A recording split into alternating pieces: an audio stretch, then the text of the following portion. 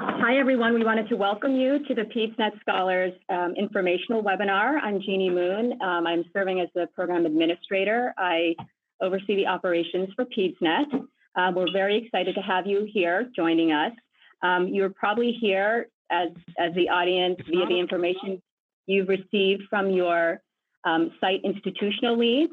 And so what we wanted to do today was go over the goals of the program and also share some of the key features. And then lastly, just field any questions that you may have to date. So with that, actually, let me just ask that everybody mute their lines, and then we can unmute when we are done with the presentation. So with that, let me turn it over to Chris. This is being recorded, as Ingrid indicated earlier. So I just want to say I'm very pleased that we're able to launch the PEDSnet Scholars Program. When PEDSnet was sort of formally launched in 2015, we set 5 strategic goals for the network of 8 pediatric academic medical centers. Those goals were set by our steering board, which includes patients, clinicians, and health system leaders. One of the goals was to develop a training program that,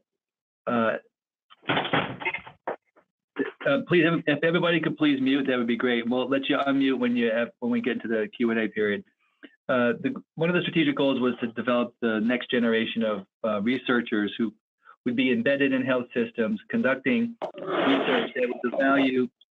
Again, please, everybody just mute. I'm still getting some feedback. Investigators who were embedded in their healthcare institutions who conduct research that would be of value to patients, caregivers, clinicians, and health systems leaders. And I served as the chair of a committee that ARC convened to develop the training competencies for learning health systems researchers. John Finkelstein from Boston Children's was also a member of that committee. And we met several times. We used a variety of qualitative methods to develop what we believed would be the knowledge and skills-based competencies that should be inculcated in anybody who wants to be conducting learning health systems research. We wrote a report that ARC put onto its website. We published the paper in the journal Health Services Research. I'd encourage you all to look at that paper because each of the training programs that was funded must develop a set of learning experiences, both didactic and experiential, that generate the 30+ competencies that we developed and published in Health Services Research. PEDSnet applied to an RFP, request for proposals, submitted, made public by the Agency for Healthcare Research and Quality. And that RFP was funded primarily by PCORI, so it's a collaboration between PCORI and ARC, but the grant itself is being administered by AHRQ. As just an aside, the 3 co-authors on the Health Services Research paper that joined me in drafting that manuscript were all based at ARC. So ARC is very, very interested in learning health systems research. In its strategic plan, it is pivoting towards learning health systems research. So I think not only will there be these training opportunities, but you'll see increasingly there are going to be PAs and RFPs that are issued by ARC that are focused on learning health systems research.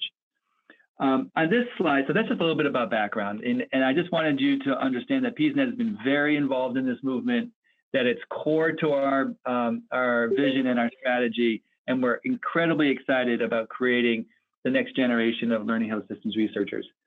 You can see on this slide the 11 centers of excellence that have received the awards. There were, I think, close to 70 applications for the K-12 program.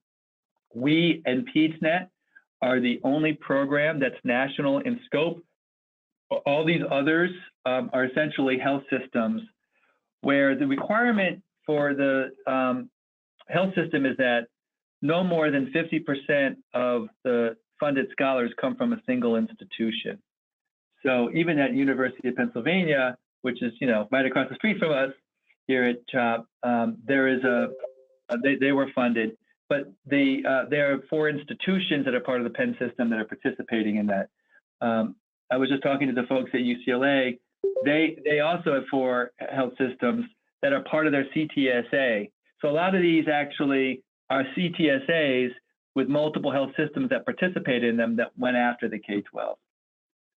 Go to the next slide. So up on the top of this slide are the 8 institutions that participate in PEDSnet. We also are very pleased to have Don Goldman join us on our leadership team. Don is not only a faculty member at Boston Children's, he's also a leader at the Institute for Healthcare Improvement, IHI.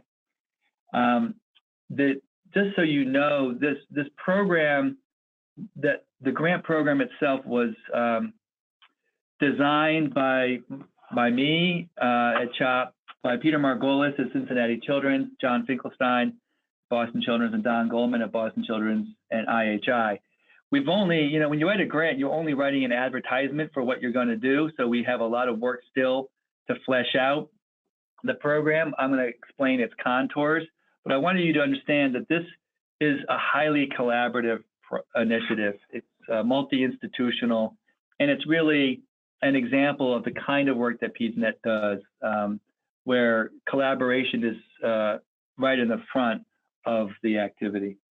So our primary goal is to train the next generation of pediatric learning health systems researchers.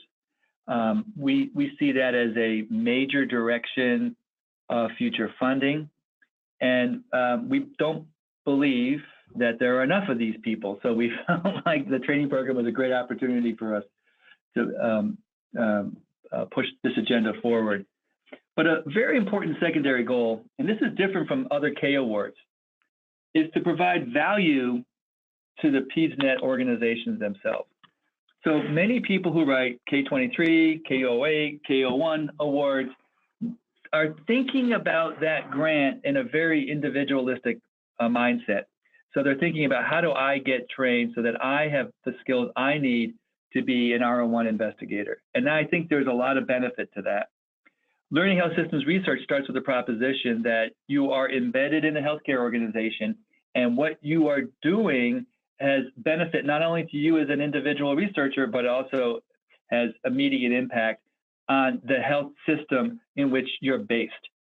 So the most successful, I believe, K-12 applications are going to be those that not only show how the individual is, their trajectory is a learning health systems research trajectory, but they also are proposing work that's of value to people in their health system. And I use the word people kind of very broadly. It can be patients, caregivers, clinicians, health systems leaders. But that second goal, I think, is what distinguishes this kind of work from conventional applied clinical or health services research that you might seek funding for from ARC or NIH.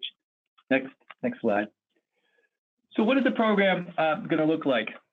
And by the way, please, we're going to leave a lot of time for questions and answers. So please start jotting down any questions you have. And no question is a bad question. We want to hear it all, and that's why we're holding this webinar. So the components, we have a faculty of about 50 people, and then we also have health system mentors. So our faculty, each institution proposed 4 or 5 scientific mentors. Each institution also proposed health system mentors as well. These are people who are leaders in the health systems. They could be CEOs, chief medical officers, chief operating officers, chief nursing officers. They could be senior leaders of large strategic programs at the institutions. The reason why we had both types of faculty in the grant was because each PEDSnet scholar will have a scientific mentor and an operations mentor. Much stronger linkage to the scientific mentor, but there's a very key piece in terms of the K-12 scholars training that will be part of their interactions with their health systems mentors.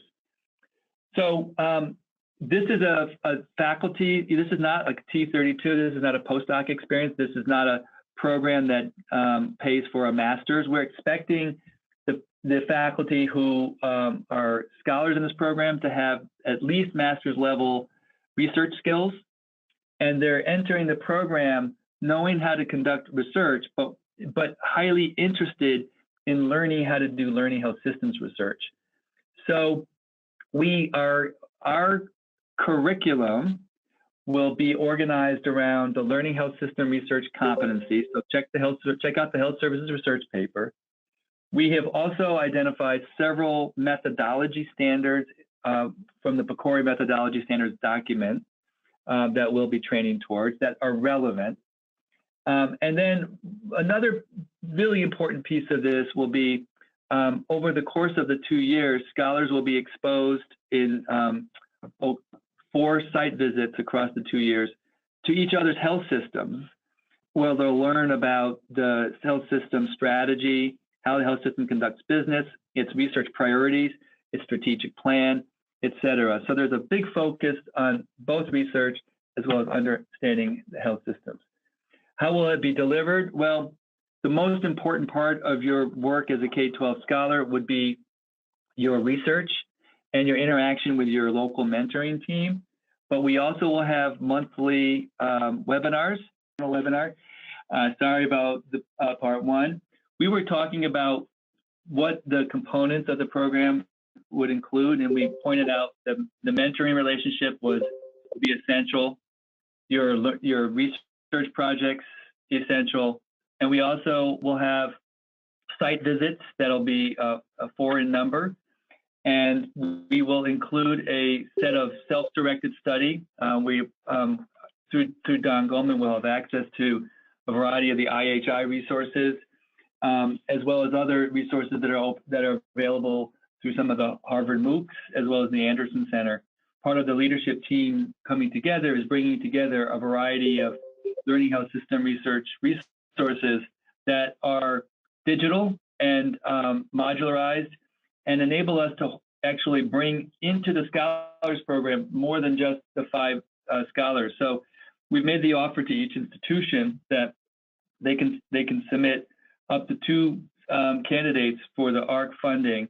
But if there are other individuals who may, for example, not meet the eligibility criteria for the K-12 funding that they would like to include in the program, because it's a highly scalable program, we are going to accept those scholars as well. And we can come back to that if there are questions on that piece. The webinar is a mandatory webinar. We expect there to be probably be about 90 minutes. Those are really skills-based focused webinars. There'll be experts in the field working with the scholars on developing. It may be a focus on the ethics of the learning health systems, or you may have another focus on applied informatics and how informatics tools can be used for the learning health system. We have a curriculum that we've developed that we're now starting to implement and launch in January 2019. So those are the components. Most importantly, will be a lot of time that the scholars will have to pursue their own research project. And if folks can mute themselves but not put us on hold so we don't get the music again, that would be great. Let's go to the next slide. We have a couple more slides. So the applications are going to be due November 16th. We have an executive team composed of 1 representative from each institution that will make the decisions. The decisions for which individuals receive funding will be based on merit review, but also a variety of other factors. We want balance in the program. So the executive committee will make some decisions as to how they balance various characteristics. So I don't know exactly what those are going to be, but I would expect that they would be things like we want to ensure that we have representation across the institutions. We don't want to have 5 boys or 5 girls. We're going to probably want to, have a balance, a gender balance as well. But that's at the discretion of the executive committee, and it's really going to be a process for discussing what other programmatic considerations would be used in addition to the merit review. We're not going to be bound only by the merit review. The program requires that each scholar devote 75% of his or her time for the duration of the 2 years. We will have an optional 3rd year for some scholars, and we'll have another round of submissions 2 years from now. So all all total, we'll be training 10 scholars over the 10 ARC-funded scholars over the 5 years. We have $90,000 in salary support. If the scholar, if that doesn't cover, by the way, it's $90,000 for salary. Fringe is on top of that. So it's up to $90,000 of salary plus the associated fringe benefits. If your salary as a scholar is high, if $90,000 doesn't equal 75%, you have to get your institution has to cost share. That's the max that ARC would allow us to devote to scholar salaries. That might be more than 75% of your salary. If that's the case, then you can take up to 75% of your salary to a max of $90,000. Hope that's clear. We also have $15,000 for training-related expenses. That's money that is available to the scholars. There are some requirements for that, not a lot. You have to use that money for your travel to the 2 in-person meetings. We also expect all the scholars to engage with real-world people, patients and families, and to pay for their time. So the stipends associated for patient and family partners, typically it's around about $40 an hour is what we pay, somewhere around there. That would also come out of those expenses. And then you can use the balance of the money for whatever other activities you would like. Let's go to the next slide. This slide is where I'm getting the most questions. Am I eligible for the K-12 program? So there are there are very strict criteria that ARC has laid out, most of which are consistent with NIH K-12 criteria. You must have a full-time primary appointment at a PEDSnet institution. So an example is, there's a person who talked to me. She sees patients at Children's Hospital Philadelphia, but she's primarily appointed at the University of Pennsylvania. She is not eligible. She has to have a primary appointment at CHOP. There are other institutions, I believe we heard from, say, Cincinnati, where people have primary at University of Cincinnati, secondary at Children's Hospital and Medical Center of Cincinnati. They are not eligible. You have to be a member, a full-time primary appointed member of a PEDSnet institution. We are agnostic to track. So some institutions have a variety of faculty tracks, like tenure track, clinician educator track. As long as your institution is willing to write the letter of support, the track doesn't matter to us. You have to have a doctoral degree, a PhD, a PharmD, an SCD, an MD. You need a doctoral degree, and you can have any of those R grants that are listed there, but you cannot have had a prior K-12 or K award of any type, and you cannot have a K award currently under review. And that's another question we've got. I have a K-23. I'll know in November as to whether I get it. The problem is that November is probably too late. They're not going to be eligible.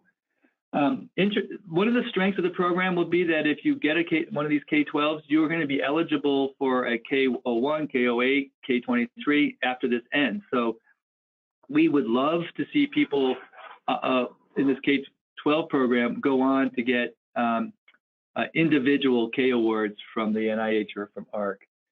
There are other eligibility requirements. There's some citizenship requirements that you can find in the ARC program announcement. And so I encourage you to look at that if you have any questions. Let's go to the next slide. So our timeline, we requested a start date of July 2019. That was rejected by ARC. ARC got this came out. The Notes of Grant Awards came out later than they anticipated. The latest I could start this program is January of 2019.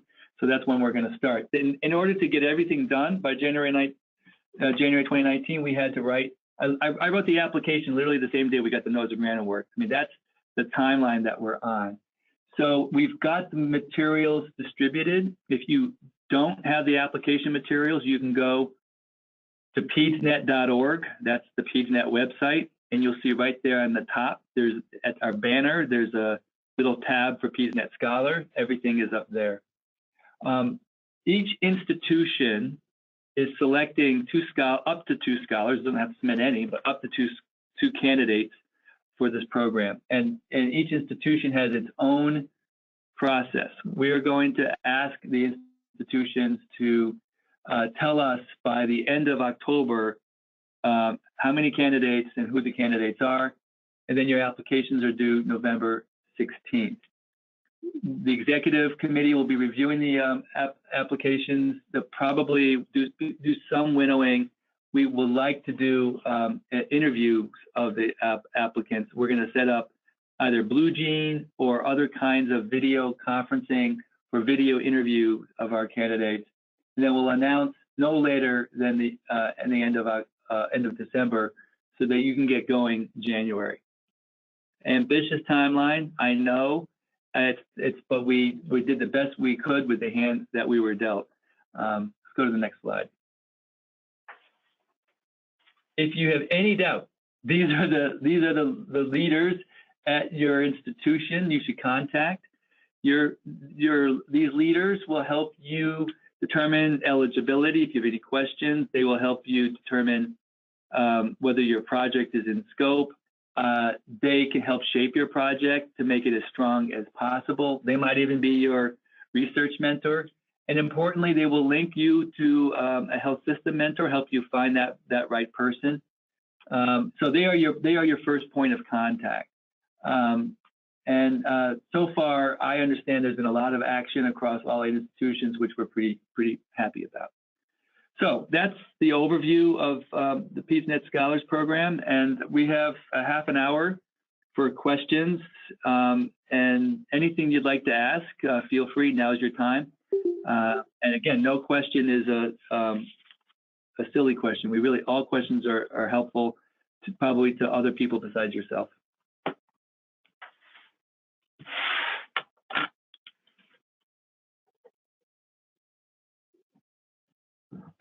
I think this is a fairly small group. We're not moderating it via the GoToWebinar, so you can feel free to speak up and ask your question. Unmute. People are yeah. probably muted. Yeah, please unmute and ask questions. Hi, this is Marceline Bryan at the University of Washington, Seattle Children's. I had a question about the 2 to 3 years of funding. How is that decision going to be made, and is the scope of the project we're proposing, how do we sort of differentiate between whether we should scope it at 2 or 3 years? Yeah, great question. I would count on 2 years, and I think after the first year, the executive committee will look at each of the projects. What typically happens with other kind of K-12 awards is that this is very, very conventional. A couple of them, it becomes obvious, could really benefit from additional year. So in some cases, it's just that only 2 out of the 5 could benefit from the additional year, so that decision is made. In other cases, if everybody wants that additional year, there's some other process that is undertaken. So I would only propose a project that could be completed in 2 years. But you can imagine that you would do, say, a research project in the first over 18 months with analysis for 4 to 6 months, and then it would be really helpful if you had another year to implement it in your health system, and that would be the kind of extra year that would work really well with this initiative. I wouldn't propose it as core to what you want to accomplish, but I think it would be really valid to add a paragraph about what you might think about doing if you had a 3rd year of funding right at this point. But we're not going to be giving out 3-year awards. We're going to be giving out 2-year awards. Thank you. Hi, this is Bashar Shabdin. I'm from Nationwide Children. I have actually 2 questions. If you are the site PI on an R01 funded study, are you eligible? And 2, does the project have to be an implementation project? So can it be something in scriptive nature or analytical nature within the healthcare system?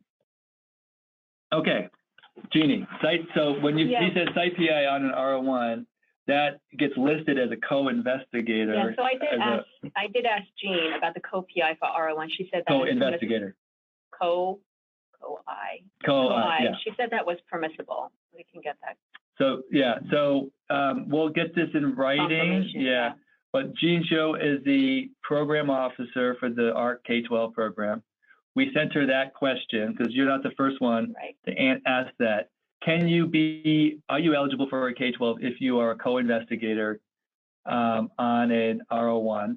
If you're an MPI, if you're listed as a PI in the NIH system, you are not eligible, but a COI the information we got back, and we'll confirm it, is that you are, yes, in fact, eligible. So that would go for if you're a COI on a U award or an R award. And then on the implementation project, okay. So that's actually a big question. Actually, the way you asked it was narrow, but I'm going to make it big. So what's the right kind of project to be proposing for this award? And it's really hard to answer. I would say very directly to your question that no, it doesn't have to be an implementation project. You know, if you look at the ARC competencies, they span leadership. You know, so studies, even studies on the most effective ways of leading strategic programs would be good. It includes applied informatics. It includes improvement. They include implementation science. They include clinical research, and they include system science. So it's a real transdisciplinary type of set of competencies. And I would say the criterion for the strongest types of projects would be meaningfulness to the health system. So it'd be very important for you to show that this is not a project that you thought of, you know, because you thought it was interesting. This is a project that has to be done because this stakeholder group, it could be clinicians, patients, parents, health system leaders, view it as a priority. And that's important because what makes a learning health system researcher unique is their connection to the health system, that they're not siloed, they're actually embedded within that learning health system. And so the more you can engage, even at this point, stakeholders in the health system to demonstrate its importance, the stronger your project will be. I would say descriptive studies would not be strong for this because in general, descriptive studies don't lead to some action on the other side of the study. What we're really interested in is research that can lead to action. So your project might include in the analysis phase some description of the problem, but I wouldn't make that my own view. And this is editorializing. I'm only one person on the executive committee. My own view is that I wouldn't make a descriptive study an aim. I think I would put the descriptive part of your work in the analysis plan. Still might be a paper, but I put it in the analysis plan. I would really focus on how and why the study is of value to stakeholders in your health system. Thank you.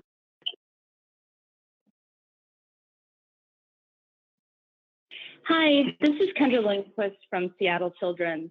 So I had heard that there were some expectations that EHR data would be utilized through the PEDSnet. How much of that is accurate, or are we able to create collect our own data and create kind of our own mobile health system or something like that, if that's what we're envisioning? Yeah, so there are no restrictions on what your data source is. You do not have to use PEDSnet data, but in fact, it gets a little challenging because PEDSnet data includes 8 institutions, and you'd have to sort of ensure that you can get access to all of that. So you do not need to write PEDSnet data into your project. You might write it in as a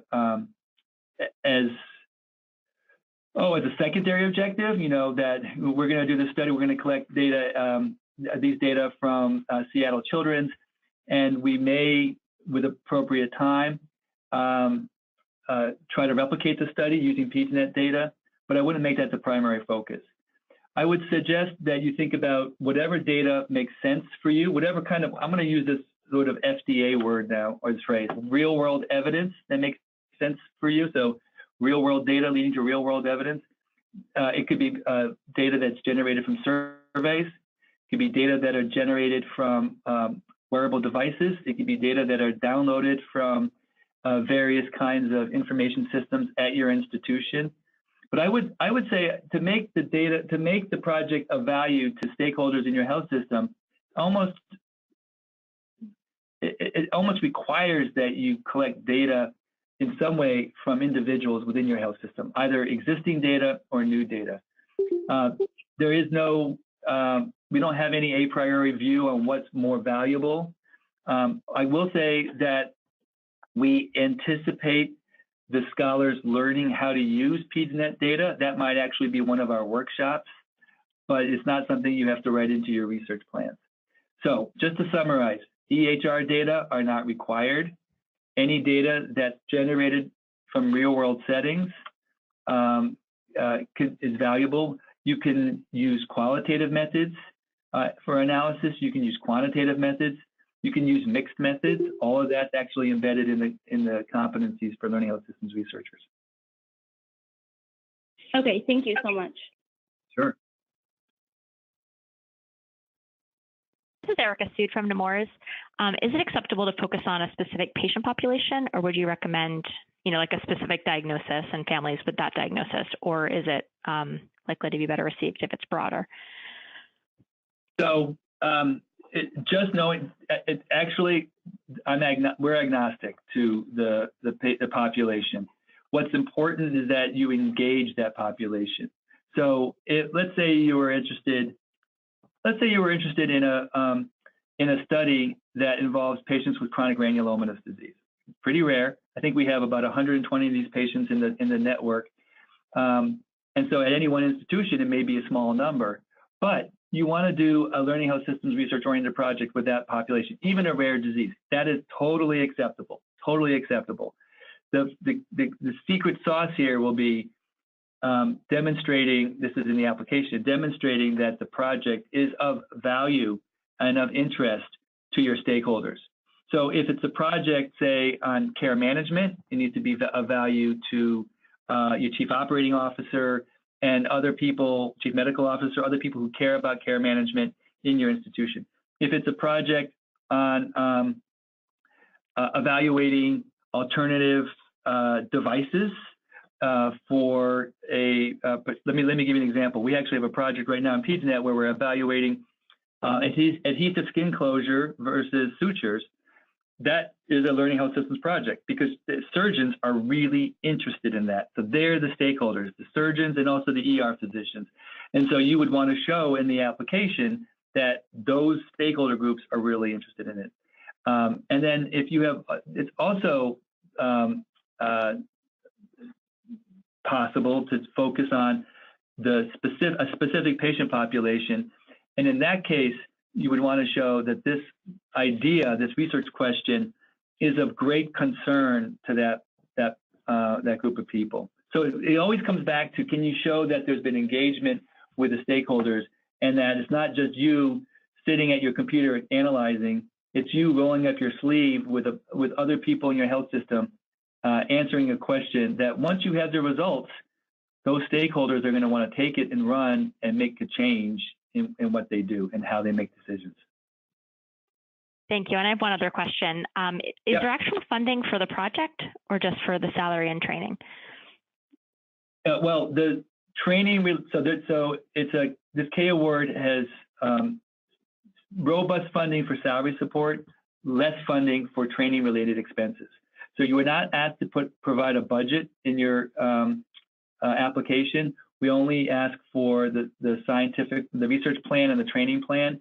The budgets are very limited because they're specified. You get up to $90,000 in salary support plus fringe, and then up to $15,000 of training related expenses, which about 3,000 of those, I would think, per year. It's 15,000 per year.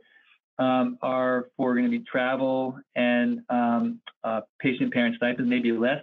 The balance is what you have to spend on other things. So you could put like $10,000 towards a statistical consultant. So those funds can be used for consultants. They can be used. They could be used to purchase a computer. I think they could be right. Jeannie, can be used for a computer. Yes. So I think some things can be purchased with that funds. There are some exclusions though, so I would direct you to the RFA. We can pull that out too and highlight this question. We'll put that in the FAQ. Yeah. So there's the training-related expenses, which it's not going to fund it's not even an R03 level, but it will fund some amount of your research. And there's a lot of flexibility, but there are also restrictions. So we'll pull that from the RFA. If you want to look at it before we pull it, feel free, just jump onto the RFA and check it out. Thanks. Let me say this. One of the things that is like a winning strategy is for you to embed yourself in your mentor, who, by the way, the scientific mentors get paid a $5,000 a year stipend. And now it's not a lot of money, but at least it's something, the recognition that they're spending time with you. If your mentor has ongoing research activity that you can bolt yourself onto, and that research activity is consistent with learning health systems research, that's a terrific model because you're adding salary support to their existing research infrastructure. And that to me is often a winning approach.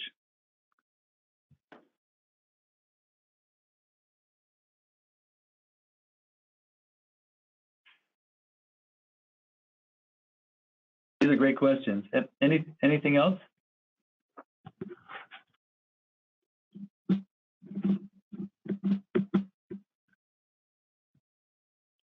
We actually did schedule for the seminar to be webinar to be 45 minutes, so I think we're kind of right. Oh, we're right at 45 minutes. Yes. Okay. So thank you for your questions. Jeannie, we'll make these questions, we'll extract them, and we'll put them up on our FAQs. Yes. And if you have any other questions, feel free to reach out to your site lead or to me or Jeannie, and we'll try to get your questions answered. And really, thank you for attending. I look forward to meeting a few of you over the next several weeks. Take care. Thank you.